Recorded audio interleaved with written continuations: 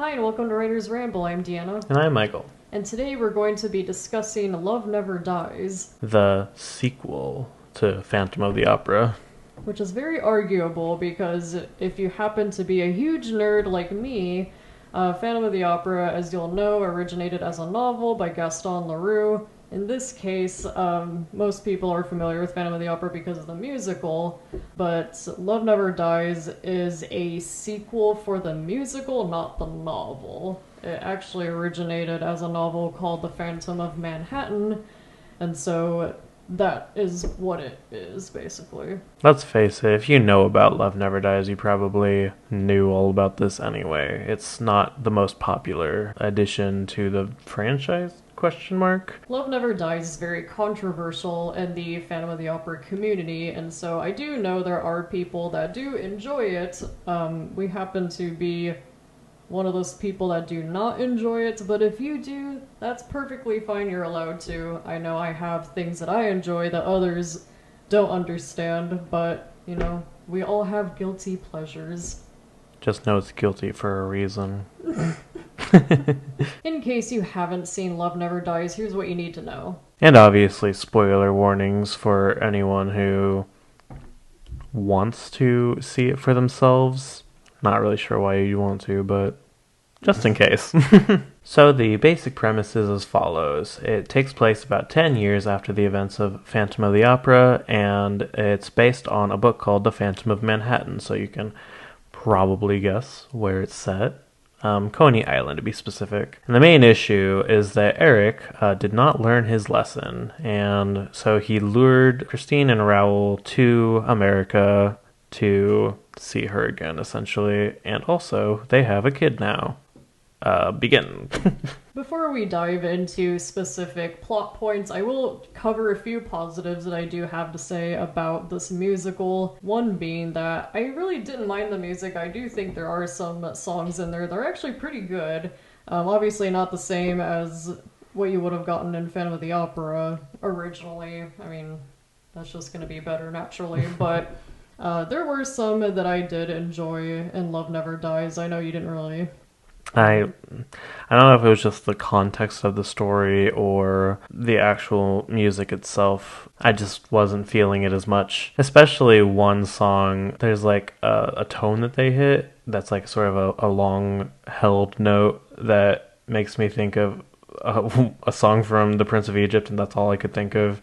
I don't know. I don't know if it's just me, but it felt like the next note after that was the wrong note. Maybe because I kept thinking of a different song. But I didn't care for the music as much. And then you're like, we need to watch Prince of Egypt now. And you know, that also involves a character realizing his dad is not his dad.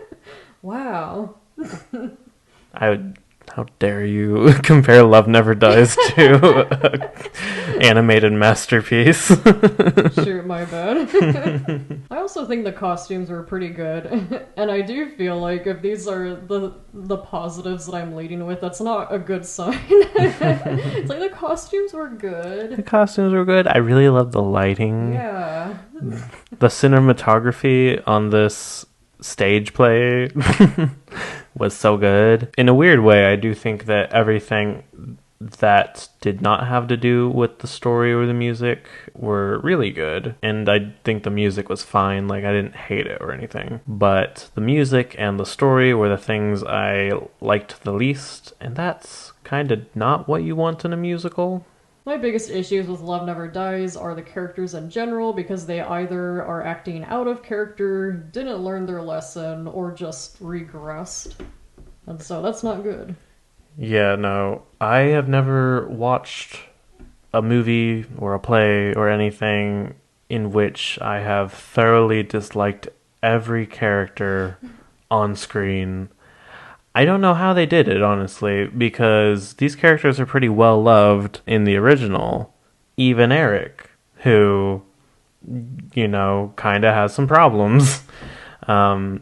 Just a tad. I think that it's a really good, really interesting study in character assassination And also just, I guess, mischaracterization in general because, oh boy, there are some notable examples, which we'll get into in a second. And in case you didn't gather, Love Never Dies is essentially a fan fiction, and I feel like it's really evident while you're watching that, you know, the writer of the Phantom Manhattan was clearly Team Eric, which I am too, but I feel like they just were very upset with how Phantom of the Opera ended, and then they're like, no, I'm gonna do it my way, and just destroy it. It felt very vindictive, and I don't know. I just can't think of a much worse way in which they could have tried to extend the story and have the characters, you know, function. Like, again, it mainly has to do with the characters, and I just feel like any sort of development they got felt like it actually regressed their character instead of adding to it. But let's just get into it. So Raul, right? I feel like he got the worst possible character assassination maybe ever in this. I understand people dislike him in the original. I can even see why. He's like a less interesting character than Eric, generally speaking. But I don't think anyone who has watched or read the original would say that Raul is anything but boring as a negative. You know, he's just kind of like too plain to be interesting as a romantic partner. That's like kind of his biggest flaw. In this, he is a deadbeat gambling alcoholic who mistreats his son and his wife. And, like, you would not picture Raul from Love Never Dies as the same Raul who's saying All I Ask of You in the original. There's, like, such a disconnect between the two characters. It's kind of insane. And I think this is kind of the biggest supporting argument for why the writer of Love Never Dies / Phantom of Manhattan was very clearly Team Eric. Yeah, no, it's not even slightly disguised. Subtlety is for cowards. Yeah, kind of like if you've watched any of our Twilight-related videos, you'll know our take that with Jacob, they made him bad in Eclipse to make Edward look good. And that's pretty much the same thing here, because you know it's bad when you start realizing that Eric seems like the better choice. If Eric is the most sane person in the room in your story, you have mischaracterized everyone. Quick disclaimer, if you hear us say Eric, we are referring to the Phantom, because in the musical, you never hear his name, but canonically, according to the original novel, his name is Eric, but you just never hear that in the musical or in Love Never Dies. If you clicked on this, you probably knew that anyway.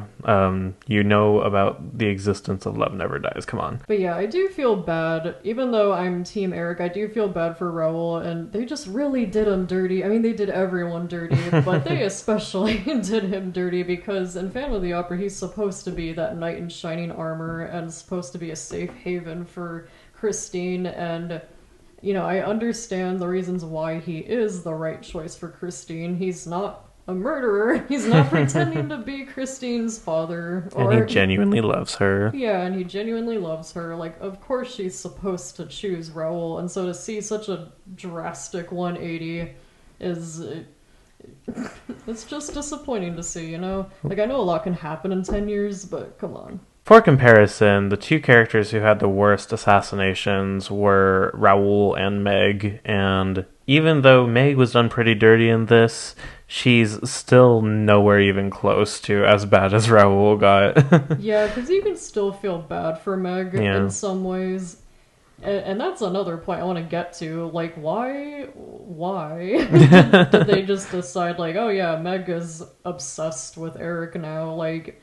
They never talk to each other in the original. They don't have any actual they have no conversations together at all in Phantom of the Opera, and I've noticed a thing, being someone who has both written and read fan fictions for many years, it's very common to see where people might pair characters that have never even been in a room together. And this is like another example of one of those. I don't like that personally, but I know it's the thing that happens on fan fiction. I mean, you might be one of those fans who, noticed that she held up his mask in the last scene.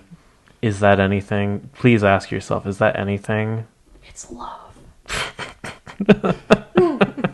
I know you guys are kind of desperate. You have like 5 characters to work with, but come on, guys. Have some standards. It is tough when you have like 4 or 5 characters. What are you going to do at that point? I always kind of figured, because I do in some ways understand why they would maybe pair Meg up with Eric, because Christine is meant to be with Raul, and I feel like there were enough offenses made between Eric and Christine. It's like, yeah, Eric, you need to let go of Christine and just find literally anyone else. It's like maybe that cute little blonde ballerina girl, I don't know, or maybe her mom, who you're like actually closer in age with. Like, that would make more sense, and she has more sympathy for you. Like. Mm-hmm.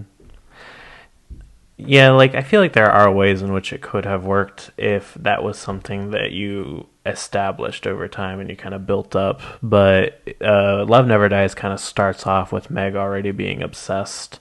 And you can kind of excuse a lot with a 10-year gap. You can assume a lot has happened. But if we, the audience, aren't kind of along to see that ride, then you're just kind of gonna be like, well, this feels like it came out of nowhere. And also, since Meg and Eric don't end up together at the end of this, you kind of just made her a tragic character for what feels like no reason, and there isn't really any reason given over time. You just kind of think like, oh, well, she works for him, so I guess she wanted his approval. I don't know. I just never felt like that was established or clarified well enough over the course of the runtime. Yeah, and that's another thing I wanted to mention, because it really doesn't make sense why Madame Giry and Meg were like, yeah, we're gonna help Eric come to Manhattan for some reason and continue to work for him. It's not clear why. They never explain that, and so I feel like there's some things in the plot that are mentioned, and it just doesn't make sense, because like Eric was terrorizing the opera house and everyone was afraid of him, like even Madame Giry. Like, why would you willingly bring him with you? Why? I think this is honestly a case of the author kind of just misunderstanding Madame Giry and Eric's relationship. Like, you can kind of assume Meg was along for the ride just because she was Madame Giry's daughter, but I think that whoever wrote it thought that Madame Giry always held Eric in high esteem. It's very incredibly clear in this one that she apparently does, but that was not really the idea you got in the original. And I don't think this is supposed to be like, oh, this formed over 10 years. I think it was just supposed to be like, oh, well, like, I thought that she was like a big loyal devotee when she really wasn't. And so that's just kind of her character now because of a misunderstanding, just like basically every other character. But yeah, major difference. She would do anything to be able to snort the dirt that he walks upon for some reason in this one, which honestly feels like the same attitude that the author themselves had when writing Eric in this. Yeah, they just really treat it like everyone else sucks and like Eric's the coolest thing since sliced bread, which really just does feel completely 180 antithetical to the original. If you understood, if you comprehended with good media literacy what the original was about. That's honestly my biggest gripe, is this whole sequel felt like it just didn't know why the first one mattered. It didn't understand why the first one was so good, sort of like the big lesson behind it all, because they undid all of that in spectacular trash fire fashion. Yeah, because obviously the main takeaway in Phantom of the Opera was Eric was supposed to let go of Christine out of love because that was the right thing to do. Obviously, you shouldn't kidnap someone, hold them hostage until they learn to love you.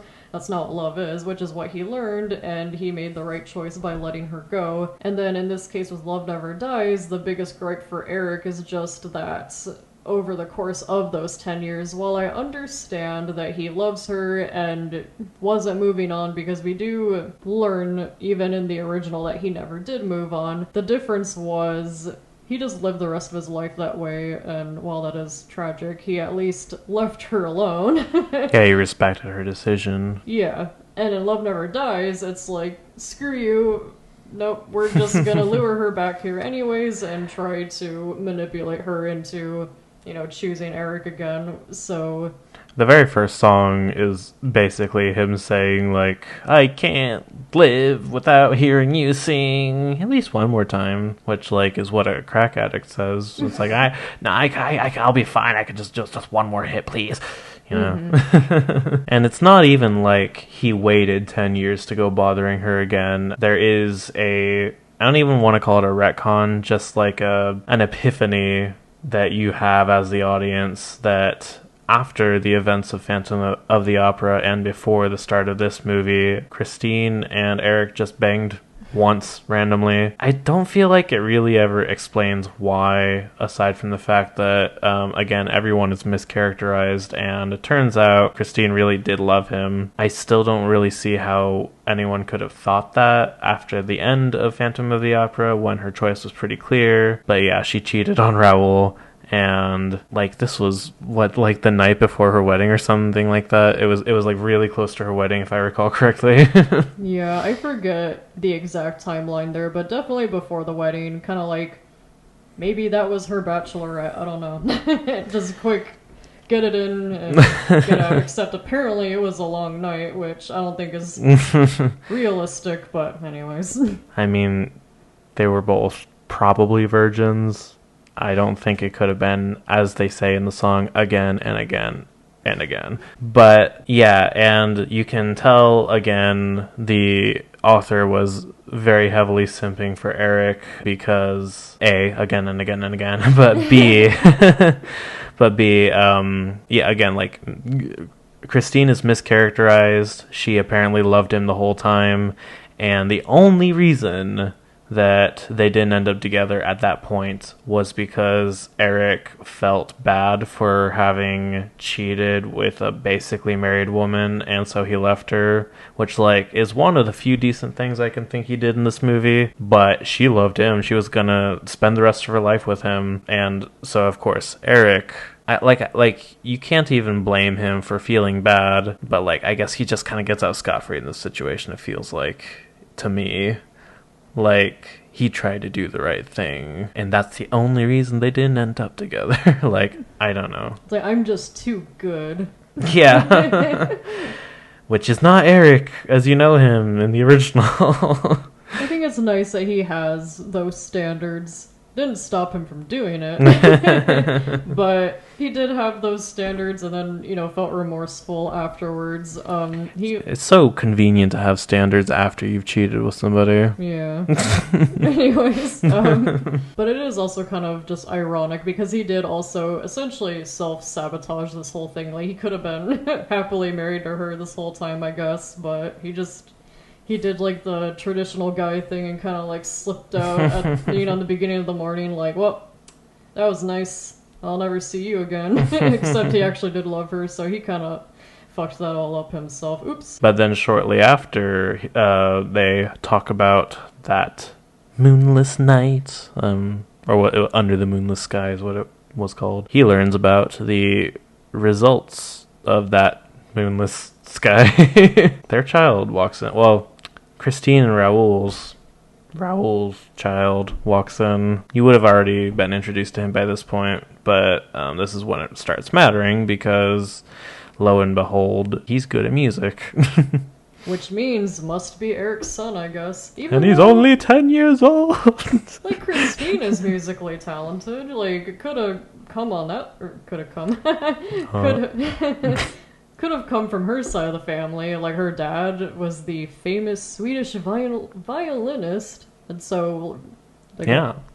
I just think there's a lot of musical talents in general that's running on, I guess, both sides of the family in this case. But it is. And like, I know he's only 10 years old, but like, Christine's a hoe in this. Could have been Raul too, Could have been. Because, like, especially if that night happened really close to the wedding night, like, how could you know without having, like, a DNA test? Yeah, but, another thing Eric does wrong in this is he's just like, yep, that's my son. I'm gonna give him everything. Which is also kind of the catalyst for like the second half of the movie. And I guess like he has a interest in the beauty underneath, which is a fancy way of saying creepy shit, which, Eric does too. So yeah, that's definitely enough for him to definitely be Eric's son. He definitely is. That's the way it was written, you can tell. But it does feel a little bit presumptuous on Eric's end when he was not ever, I don't think even to the end of the movie he was ever given full confirmation. Actually, no. At the very end, he was given confirmation from Christine. It was actually like... It was... No, you're right. I'm wrong. But I do think that segues kind of neatly into the one new character, Gustav. And you might be like, oh, are you saying everyone's mischaracterized? How could he be if he's original to this? He's not mischaracterized, but I don't like him either. Even the children are not safe. He did two things in the movie. He played the piano, and he had some interactions with Eric. Surely it wouldn't be easy to fuck up in a situation like that. However, there was a whole musical number where Eric was kind of testing, like, are you my son? And he's like, do you like this creepy shit? Do you like that creepy shit? And Gustav the entire time was like, hell yeah, this shit's my jam. I love creepy shit. And he was gung-ho up till the very end. And then Eric unmasked himself, and Gustav screamed, freaked out, and probably would have beat him with a bat if there was a bat nearby. Like, does this make sense? I don't know what... I can kind of tell what they were going for with, like, dramatic irony. Like, oh, you see all this other stuff, but Eric's still worse. I've never understood why Eric seems so bad, especially in the musical version. And he seems like worse than like a guy who has like 4 arms, and there was like one with like super long nails, and like circus freak type people. Like, how are they worse than Eric, who himself was a circus freak? He was just one of them. How is he worse than them? Ooh, wickedly sick burn. Yeah. And that's kind of the only bad thing that the kid did, but like that was one of the 2 things he did in the whole thing. So I don't like him either. He's like that kid that's like, oh, I watched Saw when I was 5 years old, and I laughed, and then he sees his dad's like mild deformity. He's like, freak. So then that leads into Madame Giry was for some reason spying on them. I don't think that's well explained either. She was just kind of like chilling in like a fake mirror, and she's like, oh, he likes his own son more than us, which like, yeah, obviously, but she felt betrayed because they worked so hard for 10 years to gain his favor, and she sucked his toes every night because that's the type of woman she is in this. Like, at least Eric is being like a responsible dad. Like, now knowing that he is a dad, he's like, I'm gonna support this kid. Right, yeah, like that's kind of it. Eric is mischaracterized as a better person than he ever was in Phantom of the Opera. He's like a solid dad and like a good lover and the person that Christine really loved, and it was only his own self-sabotage that made them not end up together, and blah blah blah. Like, again, if Eric is the most sane person in the room, you fucked up somewhere. So then yeah, Madame Giry feels bad, and Meg, kind of like by proxy also feels bad about what's going on. And then I feel like it just kind of randomly cuts over to like, here's what Raul's been up to, because he is Raul in Love Never Dies, and he's being just absolute piece of shit. He's at a bar. Like, the scene starts with it like turning to the morning shift with like the barkeepers, so like he's been there all night and he wants more. And they're in debt, so that's a great look for him. Mm-hmm. And then the scene proceeds to play out. Meg shows up. I feel like this was a little less consequential, but then Eric shows up and he gambles away his wife. Because that's what real lovers do. Also, Eric gambled for his wife and won in the end, and that was never seen as a bad thing. Yeah, no, that's Like, for those out there looking to find love, don't do that. That's illegal. I feel like they kind of like wrote themselves out of a corner by essentially having that tragic ending. So the movie ends with Meg stealing Gustav because she's jealous of Christine because he wanted to give everything to Christine and he's still simping over Christine even though she was simping for him. And then in a moment where Eric was trying to calm her down, she pulls out a gun and kills Christine on accident. So they kind of got out of any sort of weird moral repercussions from a marriage created through a bet. But the biggest thing that I really hate about that whole situation is Christine never knew, even until she died, that she was bet on and won or lost, depending upon whether she sang or not in a musical that Eric made. Yeah, I guess she technically wouldn't have, because Raul was begging her to not perform on stage, and he's like, just whatever you do, don't do it. But she never knew why, and then, like, afterward, Raul was like, I'm giving you away now, like, but he didn't say it was because he bet her. Yeah, I feel like if I were in Christine's shoes, I would have been just, like, confused. I've been like, calm the fuck down. Like, I already agreed to do We got our money, dude. It's like, yeah, like, can you really not wait until after? Like, and, like, thematically, it seems like that was a moment where she somehow consciously realized that she was choosing Eric over Raul because she was looking at Eric and no longer at Raul. Like, I think symbolically it's supposed to be that she chose Eric, but she never knew. So she didn't really choose Eric, even if it kind of looks like she did, but she was perfectly content to be with Eric because according to this version of her character, she was always in love with Eric and she had a shitty husband, so I'm not surprised, but at the same time, it's still character assassination. You know, something I just want to throw in there, a little tip for writers.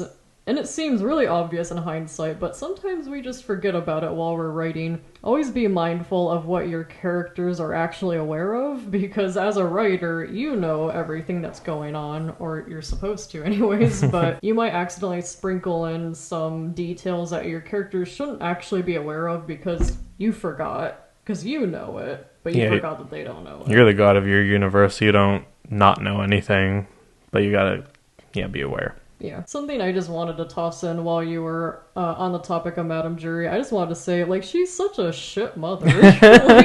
like, honestly, like, you're just like, yeah, that's fine that my daughter's a ooh la la girl. That's cool. And she was also, like... Oh, I didn't even think about that. Oh, yeah. She was, like, fine with... She was, like, in control of, like, the production in which her daughter was the ooh la la girl. Because I feel like if you're a good mother, you should probably instead say, like, you don't need to do this. Like, no. You know, if you want to make money, go do something else that's, like, maybe more honorable. I don't know. Because, like, she was also, like, whoring herself out as well, which you didn't even know about until the very end. Like, you knew she was an ooh la la girl, but she did make a mention. Was that what she was talking about? Was she, like, actually prostituting herself? Yeah. Oh. No, she had a line in there about going home into their beds. Oh. Yeah. So that was something I didn't even catch. Yeah, no, they really just... Damn. They really gave her the short end of the stick as well. Like, her and She Raul. didn't even get any of the stick. Because genuinely, like, I don't think she had much of a choice in this matter. She was, like, just following her mom because she was, like, an unmarried woman in that era and, you know... Yeah. She just had, like, to follow family, because what else are you going to do? Yeah, at that age, she'd be considered, like, really frickin' ancient to not be married. It's like, oh... Yeah. Not to all those sailors. So, yeah, fuck Madame Giry. That's what I gotta say about her. And, you know, it's funny, because that is, like, consistent with her bad character in this, because she would just want to be useful to Eric to such an extent that, yeah, why not offer my daughter's body to strangers for this cause? Yeah, I don't know if she knew about the prostitution necessarily. Maybe not. Yeah, she might not have known about that, but to still be okay with, like, having your daughter on stage, like, disrobing and everything. It's like, come on. And I feel like we've been tearing into all the different characters, and while we have talked about this particular thing. I feel like we're still kind of going around Christine and like what her main issue is, or like why we didn't like her character in this. It's just obviously, you know, she was okay with cheating on Raul, even though she was very much in love with him. And well, not in this version. Yeah, no, not in this version, because apparently now he sucks. But I just, if she had been this character in Phantom of the Opera, there's no way she would have chosen Raul in the end. So it really, like, kind of, there's a disconnect in my head how this character could be the same one from the end of Phantom of the Opera. You could argue that, like, Raul got worse over time, and, like, that might explain it, but that doesn't really explain why not too long after the events of Phantom of the Opera she was already cheating on him, you know? Yeah, it didn't take long. Because I assumed it didn't take too long for them to get married after the end of Phantom of the Opera. Well, and Raul even had a line where he said, like, ever since, like, our wedding day, things have been different. And so I kind of imagine that things went downhill pretty quickly after that. I don't think it was, like, 10 years, and then more recently Raul was, like, an asshole husband. Like, I think it was sooner than that. And as a matter of fact, I think it's funny. I just remembered something, like, in that scene where he's drinking... I can't remember the exact line he had, but he was essentially saying, why am I like this? It's like, yeah, why did you write him like this? It's kind of bad that, like, the characters become self-aware to the point where he's like, why am I such a shitty person? There's a line you're thinking of, why does she love me? That's what it was, yeah. Yeah. It's sad. Mostly because I'm sad at what happened to Raul and how they chose to portray him. But yeah. That's a great question. You know, why would she love him if he acts that way? You know? There's no reason to love that version of him. No. That's for sure. So just to recap, Christine's a cheater. Eric didn't learn anything.